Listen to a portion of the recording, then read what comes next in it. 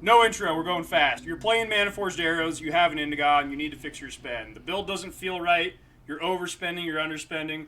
We're going to go through fast here. Maths for nerds, we're going to skip that because if you've made it this far and it doesn't make sense, you're not good with math. So I'm going to give this to you conceptually.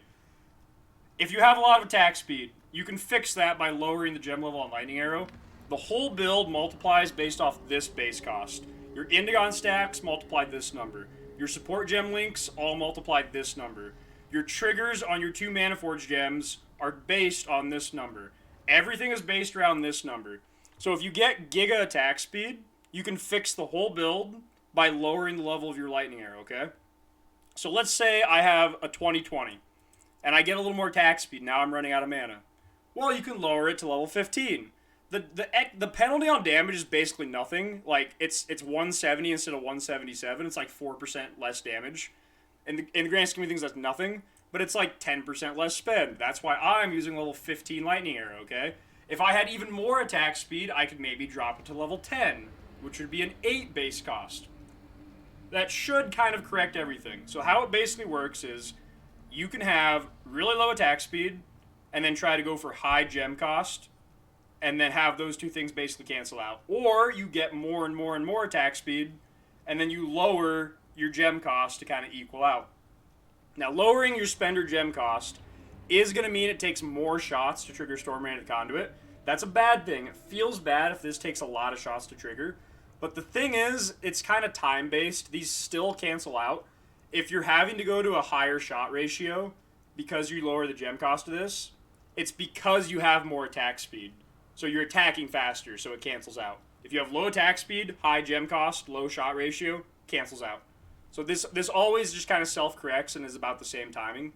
If you want to make the build play smoother, you can like switch Conk Effect for Inspiration. That will lower your like POB number, your theoretical top end, but it will make the build play way smoother because you'll be triggering Storm Rains more frequently. So it will just smooth things out. If you're having any issues on the clunky feel, I recommend that. I have played the build a lot, and I kind of try to push for hard content, so I'm not using that because I kind of have enough playtime to just like know to play around the clunk, for whatever you want to call it. But for the most part, that should make things play smoother if you want to try dropping Conk Effect for Inspiration. The way the build sustains mana is you have to instant leech, okay? You're mana leeching. Right now, my only source leech is Essence Sap, and I have Instant Leech. Instant Leech means I'm going to get 1% mana back every hit as long as I hit hard enough to get enough leech to do 1% of that mana. So, you need to do a large number of hits to sustain this whole thing. This is why you can't play Lightning Strike with Indigon, because Lightning Strike is only going to do like 6 attacks per second. That's only like 6 hits of Instant Leech per second. That's nowhere near being enough to sustain Indigon. Fortunately for this build, I'm doing some supreme bullshit to get a lot of hits. Because I'm triggering Rain of Arrows Saturation for 43 arrows like 2.5 times per second. And then I have a Scourge Arrow of the Menace that is also at level 6 so that they both cost 10 and trigger at 2 to 1 shot ratio, but that's nerd shit, forget that. This is also doing like 20 to 30 hits per target. So on AoE, it's a lot of hits. Even on single target, this kind of carries. Your spender is doing a lot of hits too, but it's more so for AoE. On trash packs, this does a lot of hits. On bosses, this doesn't do many hits. This needs to carry on bosses. This kind of, the combo carries on trash. But I also use the Mana Leech support gem here. The reason this is good is, one, it's no cost multiplier, which means I'm going to trigger this a lot more. Remember, you want the most number of hits possible, so like more triggers is good. But because I only have that like 0.5% leech from Essence Sap, damage reduction content can screw the build.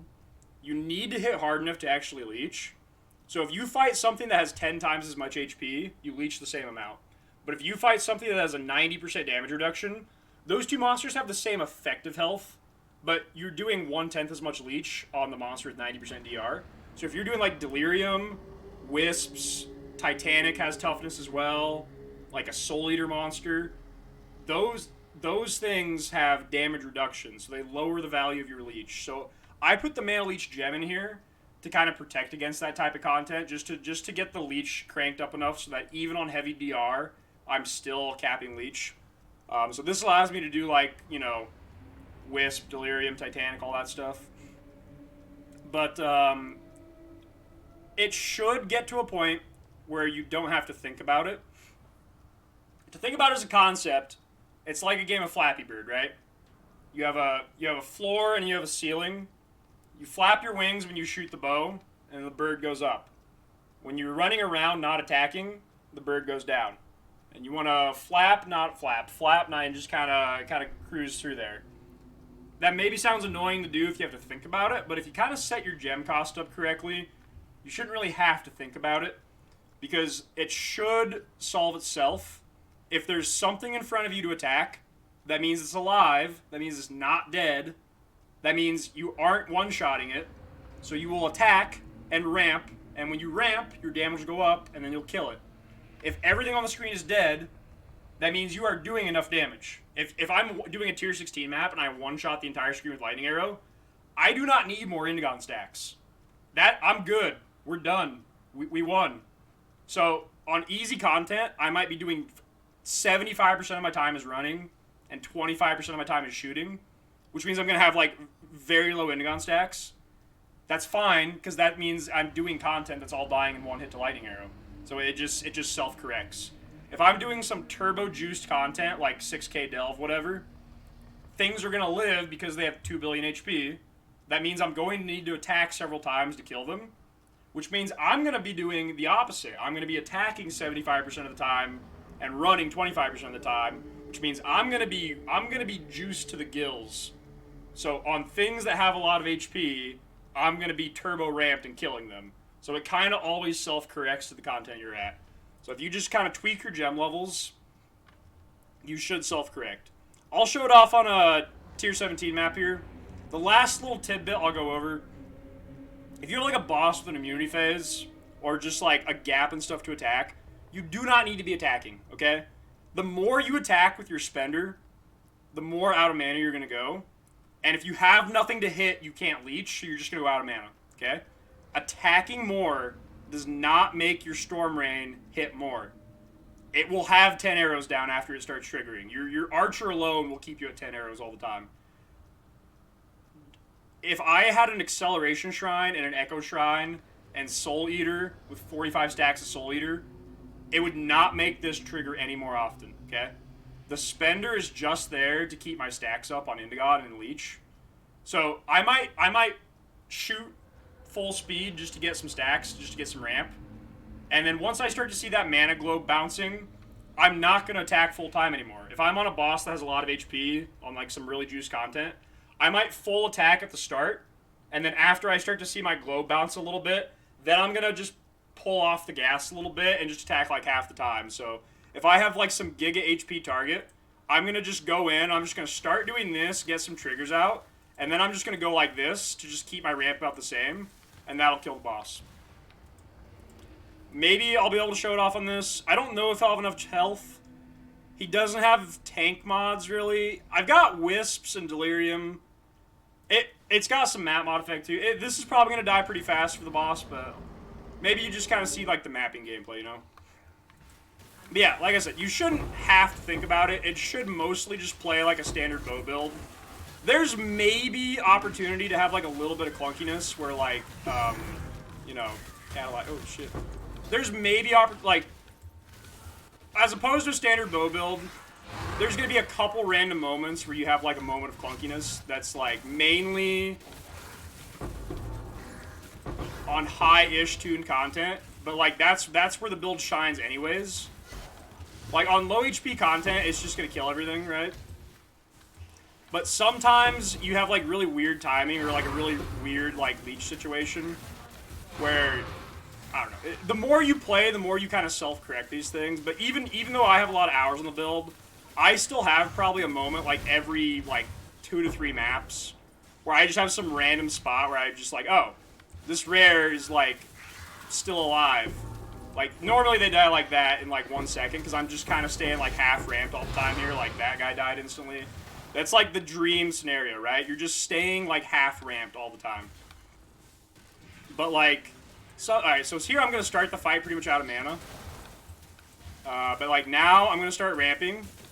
And then he's gonna die instantly, see? But, like, if he had more HP there, I would have ramped a little bit more than that, and then I would have just, like, stopped attacking. Because he's, you know, I'm there. I'm at the finish line. I'm doing 10 arrows down. I am no longer increasing my damage by attacking more.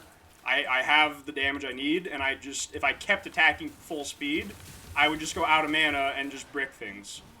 So I'm pretty much going to, like, accelerate. You know, I got my Bugatti. I have a lot of attack speed, let's say. I'm going to get to that speed limit real fast. You know, I got a good 0 to 60. And then I'm going to pull off the acceleration a little bit because the cop's watching. Alright, there's a speed limit. The acceleration's still good. You know, I still like my sports car. I like having that attack speed. But I can't quite use it all with the cop watching. So in that sense, like, attack speed is good because it makes the build play smoother because you ramp faster. But at the same time, like, you don't attack at full speed the entire time. Because, like, once you get ramped, then you're just chilling. But, yeah. I'm trying to do a little bit of Scarab Farm. I don't have the full idols for this. I have, like, 55% of the idols I need for this. Which, admittedly, is probably, like, a fourth the profit of, like, having the actual correct full idol set. The way the idols multiply together is really powerful. I'm just kind of experimenting around a bit with, like, T17 farm. But, like, I don't know. I'm not going to do, like, a video on, like, my farm here, because someone's already got videos on this shit, so just do whatever. But, yeah, like I said, it should kind of self-correct. It should just play like a normal bow build. You may, like I said, have a couple oddball moments where it's just like, oh, this, like, random Soul Eater rare just didn't die because I was out of mana. But the more you kind of play, the more you should kind of solve those things. But, for the most part, you just want to get that spend in a spot where you're always self-correcting. And your bird is flapping when you need more damage, and then it's floating back to the ground when everything's dead. Alright, there it is. This is for the people that hate math and picked the most math build in Path of Exile to play. Alright? You're like that football player on the college team that chose a calculus major. I don't know why you did it, but hats off to you for trying.